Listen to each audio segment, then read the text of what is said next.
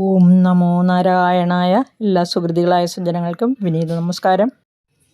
നമുക്കിന്ന് ശ്രീമന്നാരായണീയത്തിലെ 40-ാം ദശകമായ പൂതനാമോക്ഷത്തിലെ ശ്ലോകങ്ങളാണ് പഠിക്കാനുള്ളത്. ശ്രീമദ് ഭാഗവതം ദശമസ്കന്ധം 5-ാം അധ്യായം 19-ാം ശ്ലോകം മുതൽ 6-ാം അധ്യായം 30-ാം ശ്ലോകം വരെയുള്ള കഥാഭാഗങ്ങളാണ് ഈ ദശകത്തിൽ വർണ്ണിച്ചിരിക്കുന്നത്. കംസന് കപ്പം കൊടുക്കാനെത്തിയ നന്ദഗോപരെ വസുദേവൻ കാണുന്നതാണ് 1-ാമത്തെ ശ്ലോകത്തിൻ്റെ ഇതിവൃത്തം. നമുക്കിനി ശ്ലോകം നോക്കാം. ശ്രദ്ധിക്കൂ.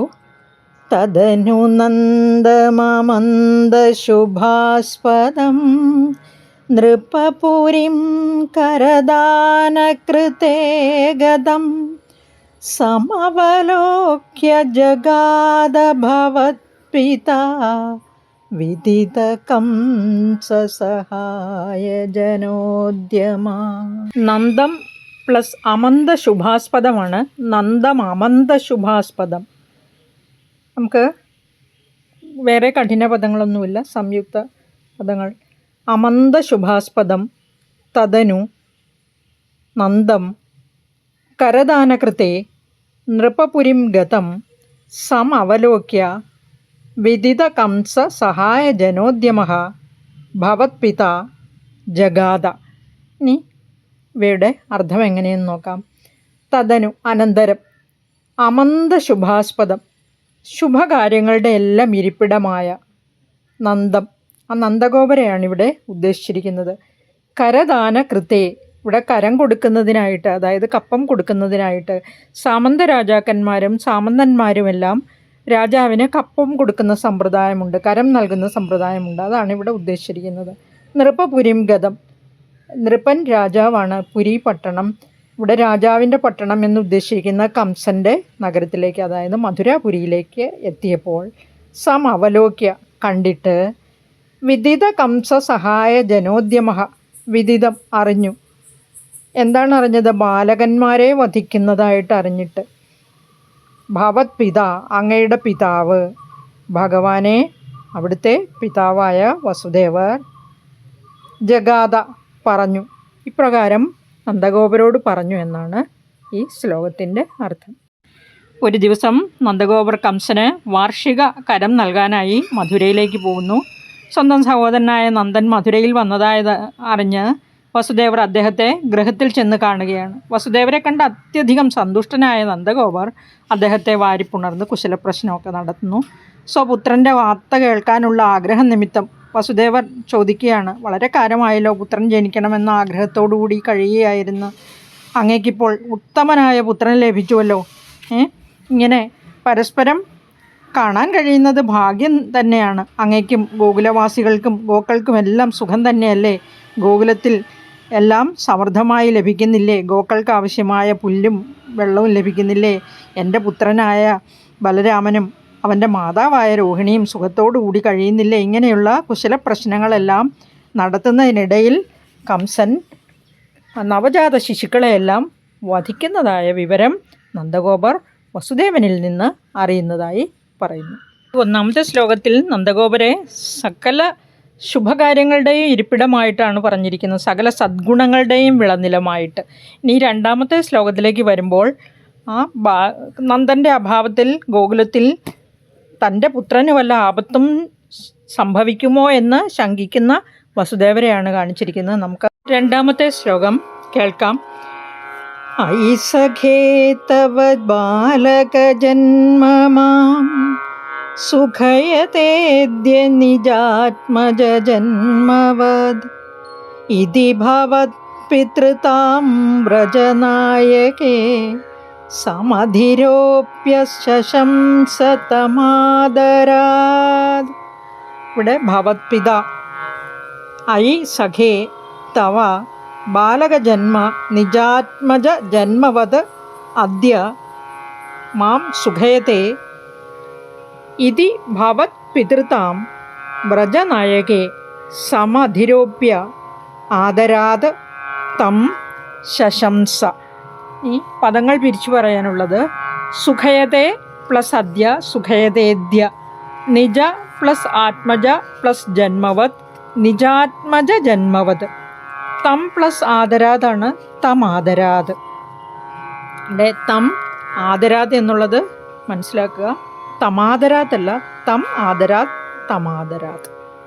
ഇനി നമുക്ക് പദങ്ങളുടെ അർത്ഥം നോക്കാം. ഐ സഖേ, അല്ലയോ മിത്രമേ. തവ ബാലക ജന്മം. തവ എന്ന വാക്കിൻ്റെ അർത്ഥം നിൻ്റെ എന്നാണെങ്കിലും നമുക്ക് ബഹുമാന സൂചകമായി താങ്കളുടെ എന്ന് പറയാം. താങ്കളുടെ പുത്രൻ്റെ ജനനം നിജാത്മജ ജന്മവത്, സ്വന്തം പുത്രൻ ജനിച്ചതുപോലെ അദ്യ ഇന്ന് മാം സുഖേതേ, എനിക്കും സുഖത്തെ നൽകുന്നു. ഇതി ഭവത് പിതൃതാം, ഇപ്രകാരം അങ്ങയുടെ പിതൃത്വം നന്ദഗോപരിൽ സമധിരോപ്യ, ആരോപിച്ചിരിക്കുന്നു. വസുദേവർ പറയുന്നതാണ്.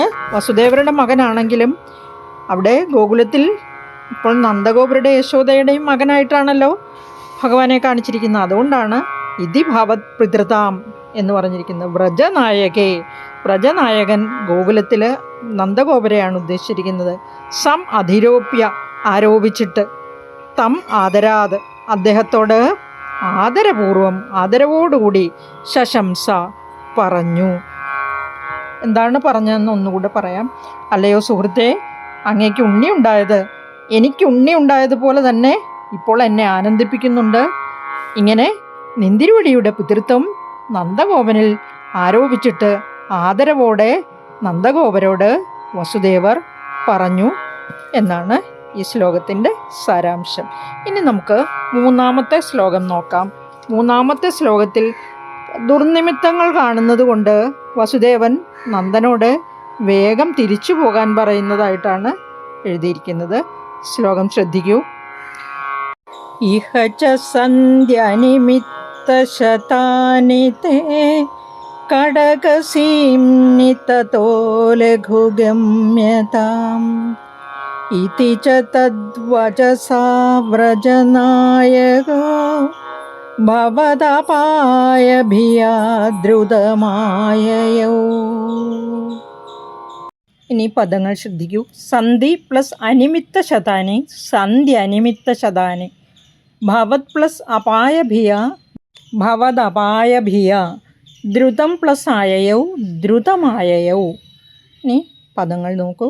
ഇഹ ച തേ കടകസീംനി അനിമിത്ത ശതാനി സന്ധി തതഃ ലഘുഗമ്യതാം ഇതി തദ്വചസ വ്രജനായകഃ ഭവദപായഭിയ ദ്രുതം ആയയൗ.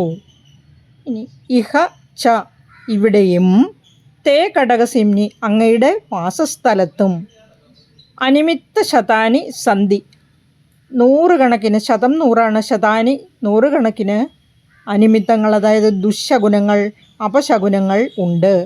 ഇവിടെ സന്ധി എന്നുള്ളത് ഉണ്ട് എന്ന് ബഹുവചനത്തിൽ പറയുന്നതാണ്. തതഃ, അനന്തരം, ലഘുഗമ്യതാം ഇതി, ഇവിടെ ലഘു എന്ന് പറഞ്ഞിരിക്കുന്നത് വേഗത്തിൽ മടങ്ങിപ്പോയാലും, ലഘുഗമ്യതാം ഇതി, അതുകൊണ്ട് ഇങ്ങനെ അനേകം ദുശകുനങ്ങൾ കാണുന്നത് കൊണ്ട് ഗോകുലത്തിലേക്ക് മടങ്ങിപ്പോയാലും വേഗം തന്നെ. തദ്വചസ, ആ വാക്കുകൾ കേട്ട്, അതായത് വസുദേവരുടെ ആ വാക്കുകളാൽ, വ്രജനായക, വ്രജനായകനായ നന്ദഗോപർ, ഭവദപായഭിയ, ഭഗവാനെ അങ്ങയ്ക്ക് നിന്തിരുവടിക്ക് ആപത്തുണ്ടാകുമോ എന്നുള്ള ഭയത്താൽ, ദ്രുതം ആയയൗ, വേഗത്തിൽ തിരികെ വന്നു. അതായത് വ്രജത്തിലേക്ക്, ഗോകുലത്തിലേക്ക് പെട്ടെന്ന് തന്നെ മടങ്ങിപ്പോന്നു എന്നാണ് ഈ ശ്ലോകത്തിൽ പറഞ്ഞിരിക്കുന്നത്. നന്ദഗോപർ മധുരയിലേക്ക് വന്നിരിക്കുകയാണ്.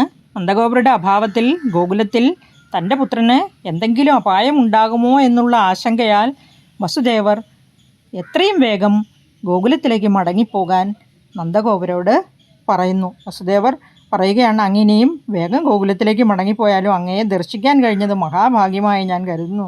ഗോകുലത്തിൽ എന്തൊക്കെയോ ആപത്തുകൾ വന്ന് സംഭവിക്കാൻ ഇടയുള്ളതുപോലെ എനിക്ക് തോന്നുന്നു. അതുകൊണ്ട് അങ്ങ് എത്രയും വേഗം മടങ്ങിപ്പോയാലും എന്ന് വസുദേവർ നന്ദഗോപരോട് പറയുകയാണ്. അത് കേട്ട് മനസ്സില്ലാ മനസ്സോടെ നന്ദഗോപർ ഗോകുലത്തിലേക്ക് മടങ്ങിപ്പോകുന്നു. കണ്ണൻ്റെ സുരക്ഷയെ കരുതി ഗോകുലത്തിലേക്ക് മടങ്ങി വന്നതിന് ശേഷമുള്ള നന്ദൻ്റെ ഒരു വാക്യം എന്ന് പറഞ്ഞ് ഇവിടെ ഭാഗവതത്തിലെ ഒരു ശ്ലോകം ഉദ്ധരിച്ചിട്ടുണ്ട്.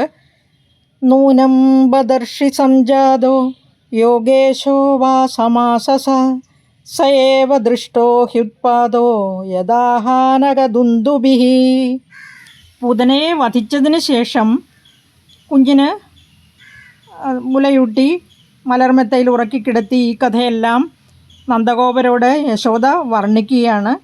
ആ ചത്തുകിടക്കുന്ന പൂതനയെ കണ്ട് അത്ഭുതപ്പെട്ട് നന്ദൻ ചിന്തിക്കുന്നതാണ് ഈ ശ്ലോകം.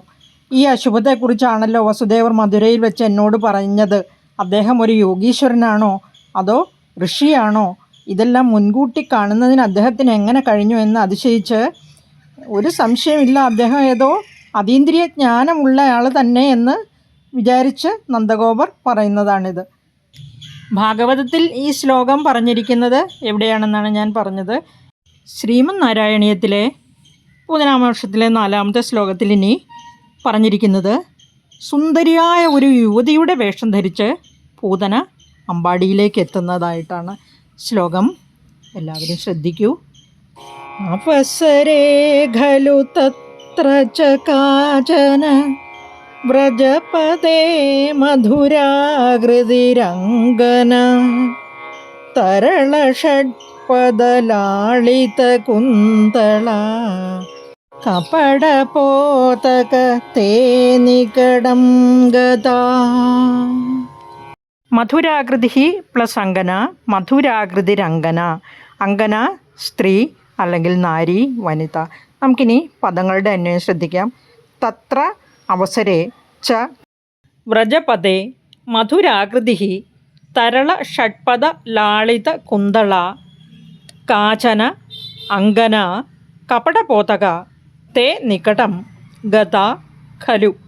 ഇവിടെ കപടപോതക എന്ന് വിളിച്ചിരിക്കുന്നത് കപട ശിശു എന്നാണ് അർത്ഥം. ഇനി നമുക്ക് ആദ്യം മുതൽ നോക്കാം. തത്ര അവസരേജ, ആ അവസരത്തിൽ തന്നെ, വ്രജപദേ, വ്രജപദം എന്നുദ്ദേശിക്കുന്ന ഇവിടെ ഗോകുലത്തെയാണ്, അമ്പാടിയെയാണ്.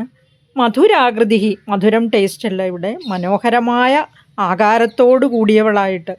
തരള ഷഡ്പദ ലാളിത കുന്തള, ഇവിടെ ള ആവർത്തിച്ച് പറഞ്ഞിരിക്കുകയാണ്. യഥാർത്ഥത്തിൽ അത് ളായല്ല. സംസ്കൃതത്തിൽ അതുപോലെ തന്നെ ഹിന്ദിയിലും ള ഇല്ല, ലായാണ് ഉച്ചരിക്കുക. സംസ്കൃതത്തിലും അതെ, ഹിന്ദിയിലും അതെ. അപ്പോൾ ഇവിടെ ആ ല എന്നുള്ള അക്ഷരമാണ് നമ്മളിവിടെ മലയാളത്തിൽ ള. നമ്മൾ തരളം എന്നാ പറയുക, തരലം അല്ല. നോർത്ത് ഇന്ത്യൻസൊക്കെ ല വെച്ച് തന്നെ പറയുക. ഇവിടെ വ്യഞ്ജനാക്ഷരം ആവർത്തിച്ച് പറഞ്ഞിരിക്കുകയാണ്. ഇവിടെ പ്രാസം, അനുപ്രാസം വ്യഞ്ജനത്തെ ആവർത്തിക്കൽ ഇടയ്ക്കിടെ എന്നാണ്. അനുപ്രാസ അലങ്കാരമാണ്. നമുക്കറിയാം, കവിതയെ മനോഹരമാക്കാൻ വേണ്ടി, അതിനെ അലങ്കരിക്കാൻ വേണ്ടിയാണ്, മധുരമുള്ളതാക്കാൻ വേണ്ടിയാണ് അലങ്കാരവും വൃത്തവും ഒക്കെ ഉപയോഗിച്ചിരിക്കുന്നത്.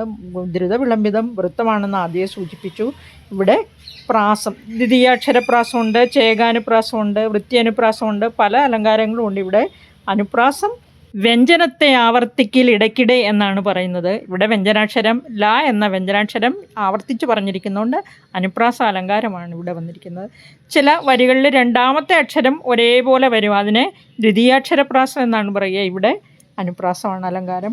നമുക്ക് അലങ്കാരവും വൃത്തവും ഒന്നും ശ്രദ്ധിക്കേണ്ട കാര്യമില്ല. ഇവിടെ വളരെ മനോഹരമായിട്ട് ശ്രീ മേൽപ്പുത്തൂർ അതിനെ അവതരിപ്പിച്ചിരിക്കുന്നു എന്ന് മനസ്സിലാക്കിയാൽ മതി. കാചന അങ്കന, സുന്ദരിയായ യുവതി. തരള ഷഡ്പദലാളിത കുന്തള, മൃദു ഷഡ്പദങ്ങളാണോ എന്ന് തോന്നിക്കുന്ന കുന്തളം എന്നാണ്. അതായത് തലമുടിയുടെ കളറിനെയാണ് ഉദ്ദേശിച്ചിരിക്കുന്നത്. ആ മനോഹരിയായ യുവതിയുടെ തലമുടിയെ കണ്ടാൽ എന്തു തോന്നും? വളരെ മൃദുവായിട്ടുള്ള ചെറിയ ചെറിയ വണ്ടുകൾ ഇങ്ങനെ പറന്ന് നടക്കുകയാണോ? കറുത്ത വണ്ടുകളോടാണ് ഉപമിച്ചിരിക്കുന്നത്. കാചന ഒരു കാചന അങ്കന, അങ്ങനെ ആ തലമുടിയോട് കൂടിയവളുമായ അങ്കന, ഒരു സ്ത്രീ. കപടബോധക, കപട ശിശുവിൻ്റെ രൂപം ധരിച്ച ആ ഭഗവാനെയാണ് ഇവിടെ ഉദ്ദേശിച്ചിരിക്കുന്നത്. തേ നികടം, അങ്ങയുടെ സമീപത്ത്, ഗത ഖലു, എത്തിച്ചേർന്നു.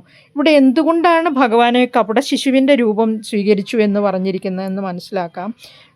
അതായത് പൂതന മനോഹരിയായ ഒരു യുവതിയുടെ രൂപത്തിലാണ് എത്തിച്ചേർന്നിരിക്കുന്നത്. ഭഗവാൻ അത് മനസ്സിലാക്കിയിട്ട് അവൾക്കും മുമ്പേ തന്നെ അവളെ വധിക്കാൻ തയ്യാറായി ഒരു കപട ശിശുവിൻ്റെ വേഷം ധരിച്ചു എന്ന് പറഞ്ഞിരിക്കുന്നു. അതല്ലെങ്കിൽ അവളെ വധിക്കാനായി എല്ലാം അറിയുന്ന അന്തര്യാമിയായ ഭഗവാൻ സ്വയം ആ കാപട്യത്തെ മനസ്സിലാക്കി വധിക്കാൻ തയ്യാറായ ശിശുവായി രൂപം മാറിയിരിക്കുന്നു എന്ന് മനസ്സിലാക്കാം. ഇനി ഇവിടെ വൃന്ദാവനത്തിൽ സുന്ദരിയായ ഒരു യുവതിയുടെ വേഷം ധരിച്ച് പൂതന എത്തിച്ചേർന്നിരിക്കുന്നു. അവളെ വധിക്കാനായി അവളുടെ ഉദ്ദേശം മുൻപേ തന്നെ മനസ്സിലാക്കിയ ഭഗവാനും ഒരു കപട ശിശുവായി അവളെ സ്വീകരിക്കാൻ തയ്യാറായി നിന്നു എന്നാണ് ഈ ശ്ലോകത്തിൻ്റെ അർത്ഥം. ഇവിടെ മനോഹരമായ ആകൃതിയോട് കൂടിയവളും ഇളകുന്ന വണ്ടുകൾ ഓമനിക്കുന്ന തലമുടിയോട് കൂടിയവളും ആയ യുവതി എന്നാണ് ഈ പുസ്തകത്തിൽ എഴുതിയിരിക്കുന്നത്. പക്ഷേ വണ്ടുകൾ തലമുടിയെ ഓമനിക്കാറില്ല. വണ്ടുകൾ പുഷ്പങ്ങളുടെ ചുറ്റുമാണ് എത്തി വട്ടമിട്ട് പറക്കുന്നത്. ഇവിടെ മുടി, ആ കറുത്ത നിറമുള്ള മുടിയെ, മനോഹരമായ മുടിയെ ചെറിയ മൃദുവായ ഷഡ്പദങ്ങളോട് ഉപമിച്ചിരിക്കുകയാണ് ചെയ്തിരിക്കുന്നത്.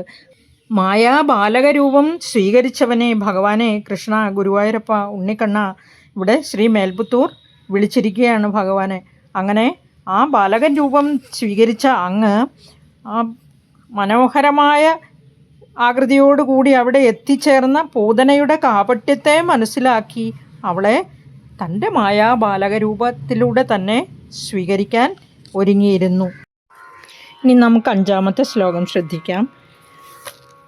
സപതി സാഹൃത ബാലകചേതന നിശിചരാന്വയജാകില പൂതന വ്രജവധൂഷ്വിഹ ഖേയമിതി ക്ഷണം വിമൃശതീഷു ഭവന്തമുപാദതേ. വ്രജവധൂഷ്വിഹ എന്ന പദം പിരിച്ചു പറയുമ്പോൾ വ്രജവധൂഷു പ്ലസ് ഇഹ, ക പ്ലസ് ഇയം പ്ലസ് ഇതിയാണ് കേയമിതി. ഭവന്തം പ്ലസ് ഉപാദതേ, ഭവന്തമുപാദതേ. ഇനി നമുക്ക് പദങ്ങളുടെ അന്വയം ശ്രദ്ധിക്കാം. ഹൃതബാലകചേതന നിശിചരാന്വയജ സാ പൂതന ഇഹ വ്രജവധൂഷു ക്ഷണം ക ഇയം ഇതി വിമൃശതീഷു ഭവന്തം സപതി ഉപാദതേ കില. നമുക്കിനി അന്വയം എങ്ങനെയാണെന്ന് ശ്രദ്ധിക്കാം. ഹൃതബാലകചേതന എന്ന് പറഞ്ഞിരിക്കുന്നത് ബാലകന്മാരുടെ ജീവനെ അപഹരിക്കുന്നവളായ, നിശിചരാന്വയജ നിശയിൽ ചരിക്കുന്നവരാണ് നിശിചരർ. ഇവിടെ രാക്ഷസർ. രാക്ഷസകുലത്തിൽ ജനിച്ചവളുമായ ആ പൂതന ഇഹ വ്രജവധൂഷു, ഇവിടെ വ്രജവധുക്കളുടെ ഇടയിൽ, അതായത് വ്രജവധുക്കൾ എന്ന് ഉദ്ദേശിച്ചിരിക്കുന്നത് ഗോപികമാരെയാണ്. ഇവിടെ ക ഇയം ഇതി. അവൾ അല്പനേരം ആ ഗോപികമാരെല്ലാം ആലോചിച്ചു ഇവൾ ആരാണ് എന്ന്. വിമൃശതീഷു വിചാരിച്ചുകൊണ്ടിരുന്നതായ സമയത്ത് ഭവന്തം അങ്ങയെ നിന്തിരുവടിയെ സപതി ഉപാദതേഖില, സപതി പെട്ടെന്ന് ഉപാദതേ എന്ന് പറഞ്ഞാൽ കൈകളിൽ കോരിയെടുത്തു. തൻ്റെ അന്തകൻ എവിടെയോ ജനിച്ചിട്ടുണ്ടെന്ന് യോഗമായാദേവി പറഞ്ഞത് കേട്ട് ഭയചകിതനായിത്തീർന്ന കംസൻ നവജാത ശിശുക്കളെ വധിക്കുവാനായി പറഞ്ഞയച്ച രാക്ഷസന്മാരുടെ കൂട്ടത്തിൽപ്പെട്ടവളായിരുന്നുവല്ലോ പൂതനയും. അവൾ അനേകം ശിശുക്കളെ വധിച്ച ശേഷമാണ് അമ്പാടിയിൽ എത്തിയത്. അതും മനോഹരിയായ, അതിമനോഹരിയായ യുവതിയുടെ വേഷത്തിൽ. അവളുടെ ആ സൗന്ദര്യത്തിൽ മയങ്ങി നിന്ന ഗോപികമാർക്ക് അവളെ തടുക്കാനോ ആരാണെന്ന് ചോദിക്കാനോ ഒന്നും തോന്നിയില്ല. അങ്ങനെ ആലോചിച്ച് ഇവൾ ആരെ എന്ത് എന്നൊക്കെ ആലോചിച്ച് നിന്നുകൊണ്ടിരുന്ന സമയത്ത് ഈ പൂതന കുഞ്ഞിനെ കൈകളിൽ കോരിയെടുത്തു. നമുക്കിനി 6ാമത്തെ ശ്ലോകം നോക്കാം. ലളിത ഭാവവിലാസഹൃതാത്മഭിർ യുവതിഭി പ്രതിരോധുമപാരിത സ്തനമസൗ ഭവനാന്തനിഷേദുഷി പ്രദദുഷീ ഭവതേ കപടാത്മനേ. ഈ ശ്ലോകത്തിൽ ലളിത ഭാവവിലാസ ഹൃതാത്മഭിഹി പ്ലസ് യുവതിഭിഹി, ലളിത ഭാവവിലാസ ഹൃതാത്മഭിർ യുവതിഭി എന്ന് പറഞ്ഞിരിക്കുന്നു. പ്രതിരോധും പ്ലസ് അപാരിതയാണ് പ്രതിരോധും അപാരിത. സ്തനം പ്ലസ് അസൗ സ്തനമസൗ. ഇനി പദങ്ങളുടെ അന്വയം നോക്കൂ. ലളിതഭാവ വിലാസ ഹൃദാത്മഭിഹി യുവതിഭിഹി പ്രതിരോധും അപാരിത അസൗ ഭവനാന്ത നിഷേദുഷി കപടാത്മനെ ഭവത്തെ സ്തനം പ്രദദുഷി. സൗ എന്ന് പറഞ്ഞിരിക്കുന്നത് ആ പൂതനയാണ്. ഈ പൂതന ലളിതഭാവവിലാസഹൃദാത്മഭിः മനോഹരമായ തൻ്റെ ഭാവചേഷ്ടകൾ കൊണ്ടും സൗന്ദര്യം കൊണ്ടും വശീകൃത ഹൃദയങ്ങളായ എന്ന് പറഞ്ഞിരിക്കുന്ന, അതായത് ഇവളുടെ സൗന്ദര്യത്തിൽ ആ ഗോപികമാരെല്ലാം മയങ്ങിപ്പോയി എന്നർത്ഥം. യുവതിഭിः ഗോപയുവതികളാൽ പ്രതിരോധും തടയപ്പെടാൻ അപാരിത സാധിക്കാത്തവളായിട്ട് ഭവനാന്ത നിഷേധുഷി, ഭവനം ഗൃഹമാണ്, ഭവനാന്തം ഗൃഹത്തിനകത്തിരുന്നിട്ട് കപടാത്മനെ കപടമൂർത്തിയായ ഭവതേ അങ്ങേക്ക് നിന്തിരിവടിക്ക് സ്ഥനം പ്രദദുഷി മുലപ്പാൽ തന്നു എന്ന് പറഞ്ഞിരിക്കുകയാണ്. മറ്റുള്ളവരെ ആകർഷിക്കാൻ പാകത്തിന് മനോഹരങ്ങളായ ഭാവങ്ങളാലും ശൃംഗാരചേഷ്ടകളാലും വശീകരിക്കപ്പെട്ടവരായ ആ ഗോപസ്ത്രീകളാൽ തടുക്കാൻ കഴിയാത്തവളായിരുന്ന ഈ പൂതന നേരെ ഗ്രഹത്തിനുള്ളിലേക്ക് പ്രവേശിച്ചിട്ട് കപടബാലനായ ഭഗവാനെ അങ്ങേക്ക് മുലപ്പാൽ തന്നു എന്നാണ് ഈ ശ്ലോകത്തിൻ്റെ അർത്ഥം. നമുക്കിനി അടുത്ത ശ്ലോകം നോക്കാം. സമധിരുഹ്യ തദംഗമശങ്കിത സ്ത്വമധബാലകലോപനരോഷിത മഹദിവാമ്രഫലം കുചമണ്ഡലം പ്രതിചുചൂഷിധദുർവിഷദൂഷിതം.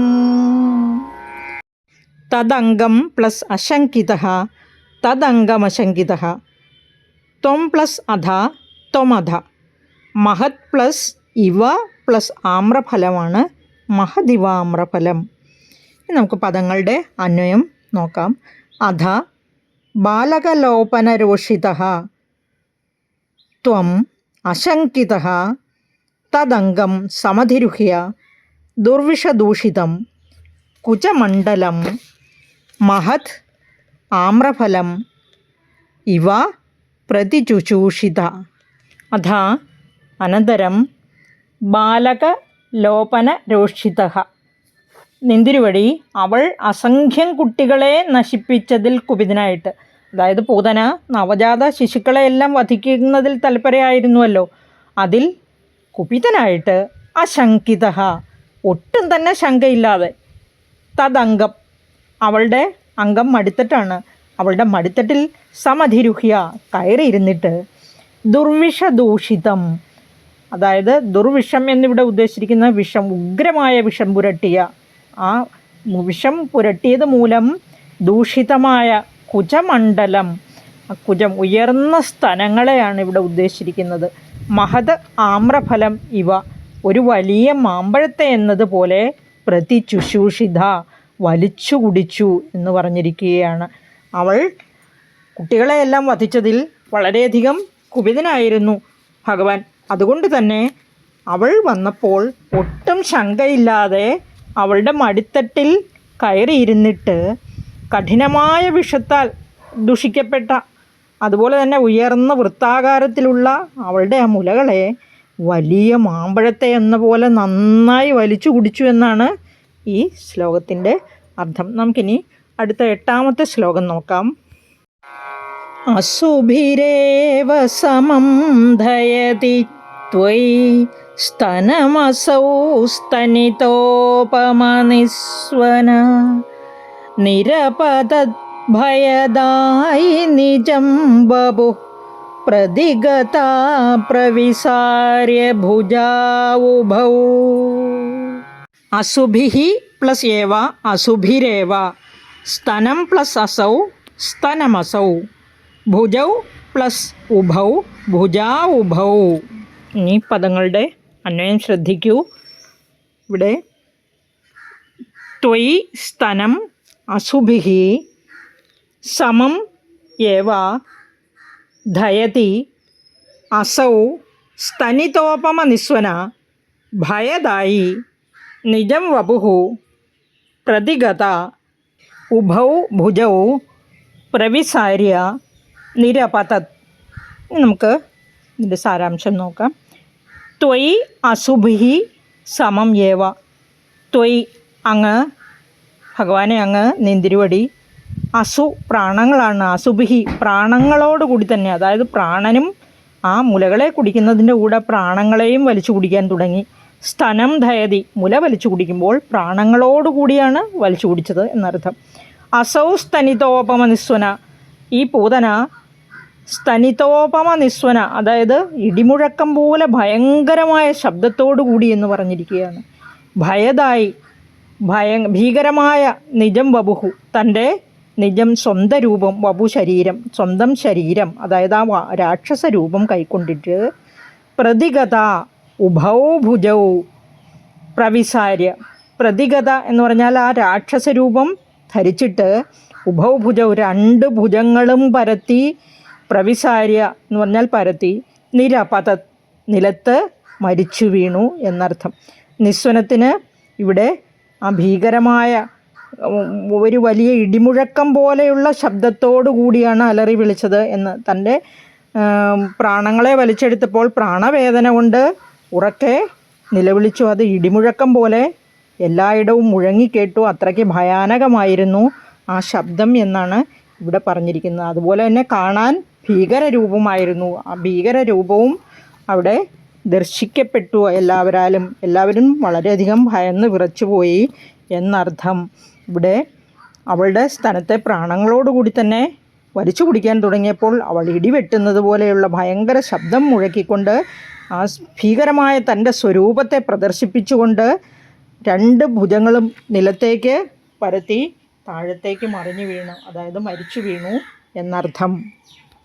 ഇനി നമുക്ക് 9ാമത്തെ ശ്ലോകം നോക്കാം.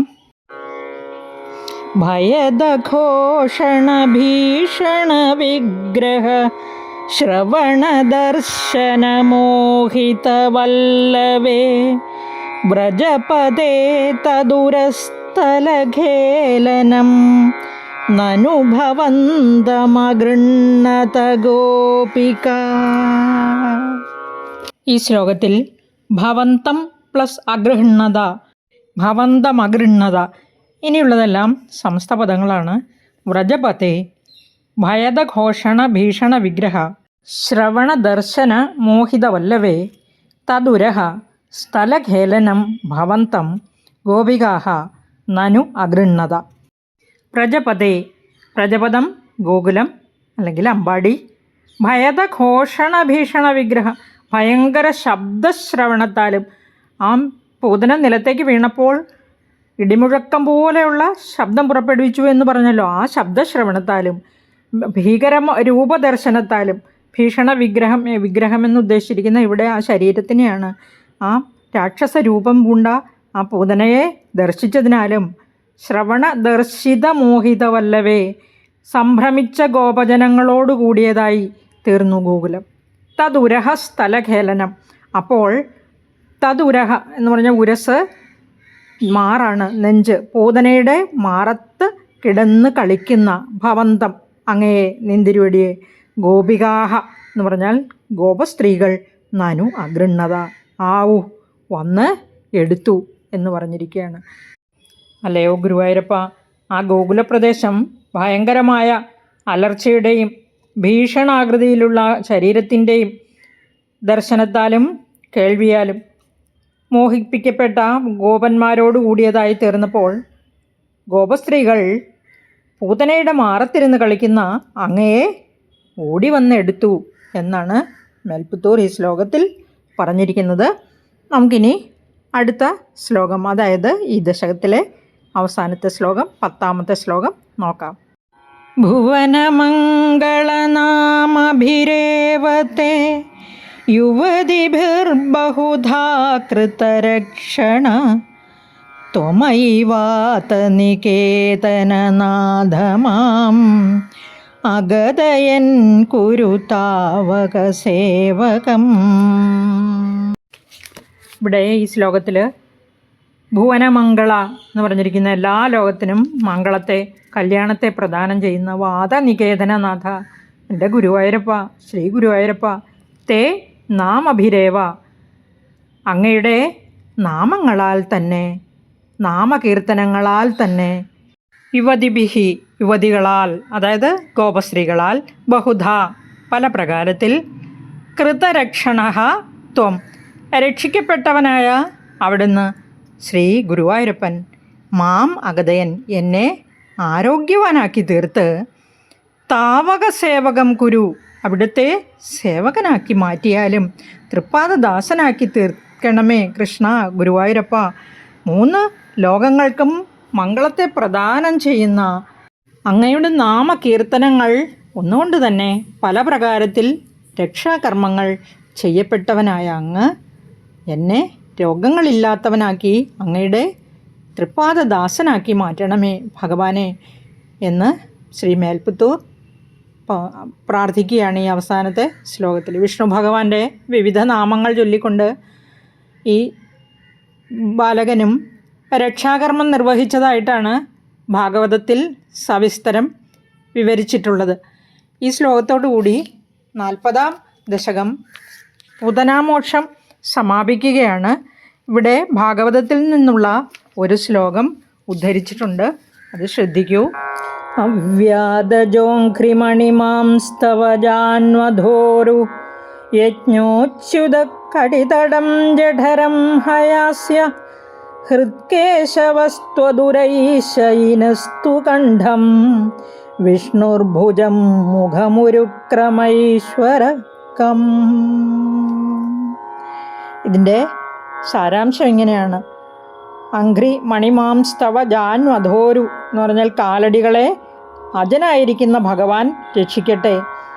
അണിമാൻ ജാനുക്കളെ രക്ഷിക്കട്ടെ. തുടകളെ യജ്ഞൻ രക്ഷിക്കട്ടെ. അച്യുതൻ കടീതടത്തെ രക്ഷിക്കട്ടെ. ഉദരത്തെ ഹയഗ്രീവൻ രക്ഷിക്കട്ടെ.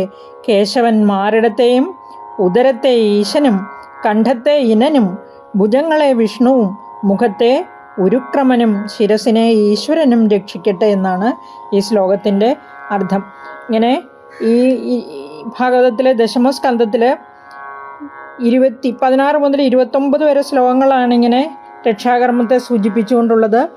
ആ ഭൂമിയിൽ പതിച്ചപ്പോഴുണ്ടായ ആഘാതം കൊണ്ട് വളരെയധികം ദൂരെ വരെയുള്ള വൃക്ഷങ്ങൾ കൂടി നിലംപരിശായി താഴെ വീണു എന്നാണ് പറയുന്നത്. അവളുടെ ആ പല്ലുകൾ, ഗുഹ പോലുള്ള നാസാദ്വാരങ്ങൾ, പാറക്കെട്ടിന് സമാനമായ സ്ഥലങ്ങൾ, കൂറ്റൻ ജടാഭാരം, അതുപോലെ കൈകാലുകൾക്കൊക്കെ വളരെ വലിപ്പമുള്ളതാണല്ലോ. കിണർ പോലുള്ള കണ്ണുകളിൽ നിന്നാണ് പറഞ്ഞിരിക്കുന്നത്. ജലം വറ്റിയ തടാകം പോലെയുള്ള കുക്ഷിപ്രദേശം. ഇങ്ങനെ ആ ഭീകരമായുള്ള ആ ശരീരത്തെ വർണ്ണിച്ചിരിക്കുകയാണ് ഭാഗവതത്തിൽ. ഇതെല്ലാം കണ്ടാണ് ഗോപീജനങ്ങൾ ഭയന്ന് വിറച്ചുപോയത്. അവളുടെ വക്ഷപ്രദേശത്ത് യാതൊരു ഭയവും കൂടാതെ മുട്ടുകുത്തി ഇഴഞ്ഞ് കളിക്കുന്ന ഭഗവാനെ ഓടിച്ചെന്ന് എടുത്തുകൊണ്ട് വന്ന് അനന്തരം അവർ കൃഷ്ണനെ പശുവിൻ പാൽ കൊണ്ട് ഒഴിഞ്ഞ് ഗോമൂത്രം കൊണ്ട് കുളിപ്പിച്ചു. അത് കഴിഞ്ഞ് നെറ്റി, നാഭീദേശം, വക്ഷസ്, കണ്ഠം, ഉദരത്തിൻ്റെ വലതുഭാഗം, വലത് കൈ, കഴുത്തിൻ്റെ മുൻവശം, ഉദരത്തിൻ്റെ ഇടതുഭാഗം, ഇടത് കൈ, കഴുത്തിൻ്റെ പുറകുവശം, പൃഷ്ഠം, അരക്കെട്ട് എന്നീ 12 സ്ഥാനങ്ങളിൽ യഥാക്രമം കേശവൻ, നാരായണൻ, മാധവൻ, ഗോവിന്ദൻ, വിഷ്ണു, മധുസൂദനൻ, ത്രിവിക്രമൻ, വാമനൻ, ശ്രീധരൻ, ഹൃഷികേശൻ, പത്മനാഭൻ, ദാമോദരൻ എന്നീ 12 നാമങ്ങൾ ഉച്ചരിച്ചുകൊണ്ട് ചാണകപ്പൊടി കൊണ്ടാണ് തിലകം തൊട്ടത്. ഓം കേശവായ നമ എന്ന് പറഞ്ഞ് നെറ്റിയിൽ അങ്ങനെ ഓരോ ഭാഗത്തും ഓം കേശവായ നമ, ഓം നാരായണായ നമ, ഓം വിഷ്ണവേ നമ, ഓം മാധവായ നമ, ഓം ഗോവിന്ദായ നമ, ഓം മധുസൂദനായ നമ, ഓം ത്രിവിക്രമായ നമ, ഓം ഋഷികേശായ നമ, ഓം പത്മനാഭായ നമ, ഓം ദാമോദരായ നമ എന്നിങ്ങനെ ഓരോ ഭാഗങ്ങളിലും ചാണകപ്പൊടി കൊണ്ട് തിലകം തൊട്ട് ഈ ഭഗവത് നാമങ്ങൾ ഉച്ചരിച്ചു. അത് കഴിഞ്ഞതിന് ശേഷം ആചമിച്ചു വന്ന് സ്വന്തം ശരീരഭാഗങ്ങളിലും ഭഗവാന്റെ അംഗങ്ങളിലും വിധി പോലെ ഇങ്ങനെ ന്യാസം ചെയ്ത് ഭഗവത് നാമങ്ങൾ ഉച്ചരിച്ചു എന്നാണ് ഭാഗവതത്തിൽ പറഞ്ഞിരിക്കുന്നത്. നമുക്കും അപകടങ്ങളിൽ നിന്നും അതുപോലെ ആപത്തുകളിൽ നിന്നും രോഗങ്ങളിൽ നിന്നും മുക്തി നേടാനായി ഈ പറഞ്ഞ ഭാഗങ്ങളിലൊക്കെ ഭഗവാന്റെ 12 നാമങ്ങൾ ഉച്ചരിച്ചുകൊണ്ട് തിലകം ചാർത്തുന്നത് ശ്രേയസ്കരമാണ്, രോഗമുക്തിക്ക് ഉതകുന്നതാണ്. എല്ലാവർക്കും നന്ദി, നമസ്കാരം, ശുഭദിനം നേരുന്നു.